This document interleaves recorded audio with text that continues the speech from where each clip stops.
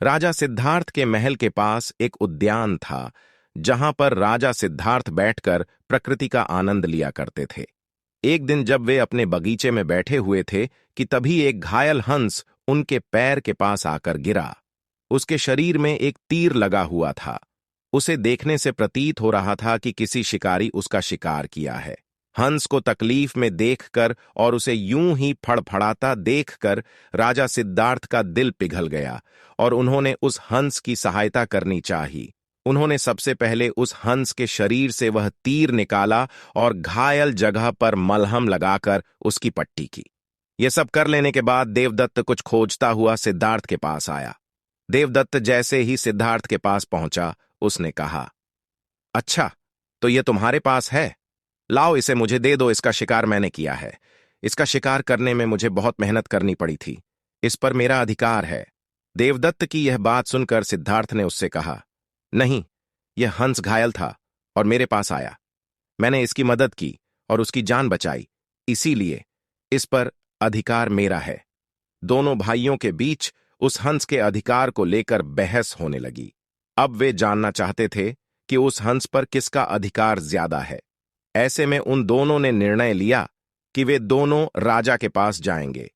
सिद्धार्थ की पिताजी कपिलवस्तु के राजा थे। वे दोनों राजा के पास गए। राजा के पास पहुंचते ही देवदत्त ने सबसे पहले कहा, महाराज, इस हंस पर सबसे ज्यादा अधिकार मेरा है, क्योंकि मैंने इसका शिकार किया है। इस वजह से आप सिद्धार्थ से कहिए कि वह यह हंस मुझे दे दे। जैसे ही देवदत्त की बात पूरी हुई, तब राजा ने दोनों को शांत किया और फिर उनसे पूछा कि पूरी बात क्या है। ऐसे में सिद्धार्थ ने राजा को पूरी बात बताई और उनसे बोला, पिताजी, बात यह है कि इस हंस का शिकार देवदत्त ने किया था, लेकिन यह हंस घायल होकर मेरे कदमों के पास आ गिरा। इसे घायल देखकर मैंने इसका इलाज किया और इसे ठीक किया। अब आप ही बताइए कि इस हंस पर सबसे ज्यादा अधिकार मेरा है। राजा ने इस मामले पर अच्छे से विचार किया।